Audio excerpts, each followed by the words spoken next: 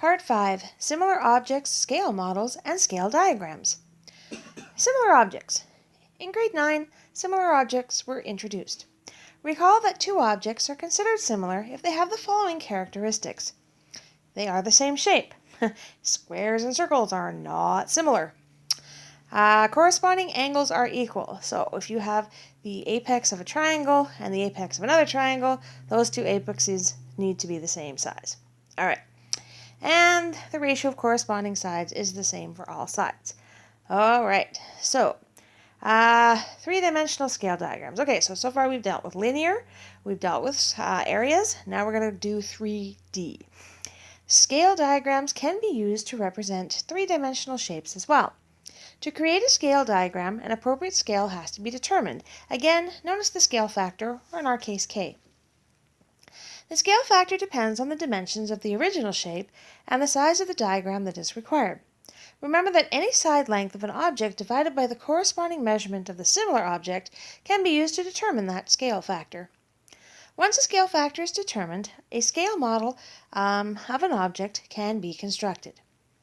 All right, example 1. This is a nice and short lesson for you folks. Tony works for a moving company. The company sells 3 different size boxes as shown. A. Are the boxes similar? Explain. So again, for us to prove similarity, we have to show that the ratio of corresponding sides is equal. Notice that these are rectangular prisms. Okay, so that's a good start. And of course, in rectangular prisms, all angles represent 90 degrees. So therefore, or 2 for 2. So the last thing, I guess, is the ratio of the sides.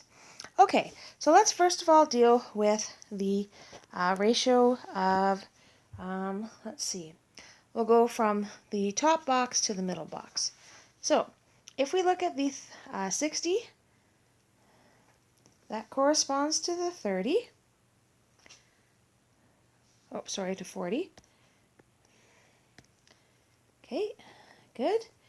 And the 45, so this length right here corresponds to the 30. And the 52.5 corresponds to the 35. So, if these all equal the same thing when we divide them, then the small box and the medium box are similar.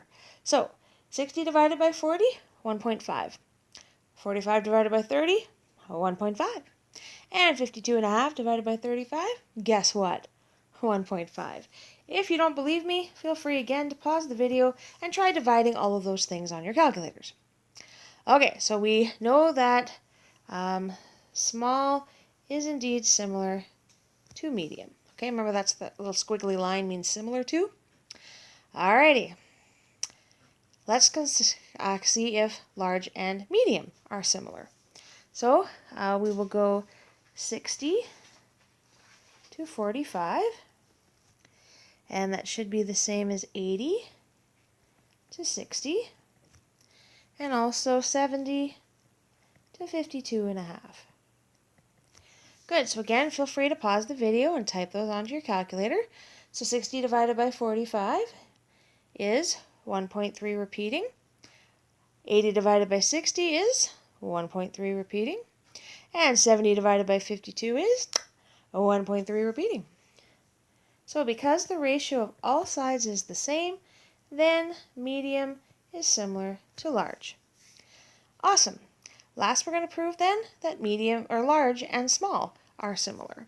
So we would go 80 to 40 equals 60 to 30 equals 70 to 35. You should be able to probably figure that out without your calculator, but again, if you need to, go ahead and turn it off the video and type those in. 80 divided by 40 is 2, 60 divided by 30 is 2, 75 divided by 35 is 2. So in this case, small is similar to large. Okay, so because all the ratios are the same for each side, we can say that indeed the boxes are similar. All right, part B. The letters on the boxes, small, or SM and L, for small, medium, and large respectively, increase in height in proportion to the size of the box. The red M on the medium box is 24. centimeters tall. Determine the heights of the small and the large.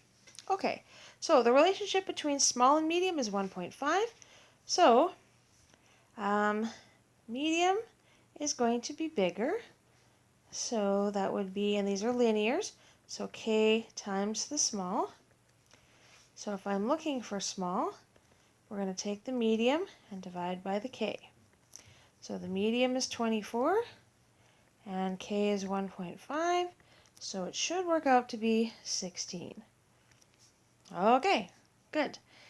Now, large should equal k times medium. So k is, for between large and medium, is 1.3 repeating. If you want to put that on your calculator, it's just the same thing as 4 divided by 3. Okay? Medium is 24, and of course that works out to be 32 centimeters. And just as a last double check, remember the relationship between small and large is 2. So large is twice as big as 2, and that is indeed the case here. 16 times 2 is 32. So I'm pretty sure we got this right. All right, next page. All right, last example from this section. Umiaks are boats that are used in the Arctic for transportation and for traditional whale hunting. The frame of an umiak is built from spruce wood. Traditionally, the outer cover was made from animal skins, such as walrus and bearded seal skins.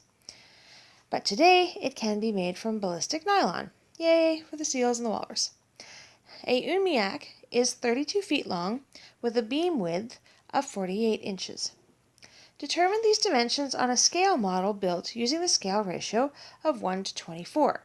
So the original boat is 24 times larger than the scale model. Okay, so we're going to do these with lengths and with widths. So let's start with the length. Okay, remember that the length of the scale, or similar, is equal to, because this is linear, we're just going to deal with k, not k squared or k cubed, k times the length of the original.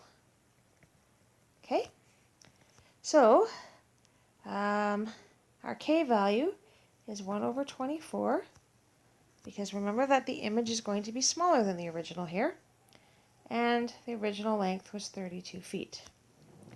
So that works out to be 1.3 repeating feet, or 1 whole foot, and 3 repeating is just a third, so a third of a foot is 12 inches, so 1/3 of 12 is 4 inches. Okay, good. Let's deal with the width now. Okay, so width of the similar is going to equal to k times the width of the original. All right, so again, our k is 1/24, and our original width was 48 inches. So 1 times 48 divided by 24 is 2 inches. All right, so our new dimensions are 1 foot 4 inches by 2 inches on our scale model. Okay, on page 489, I really gave you a lot of questions to do there. So number 1, number 6, and number 15. Don't forget to show your teacher when you're finished. Have fun.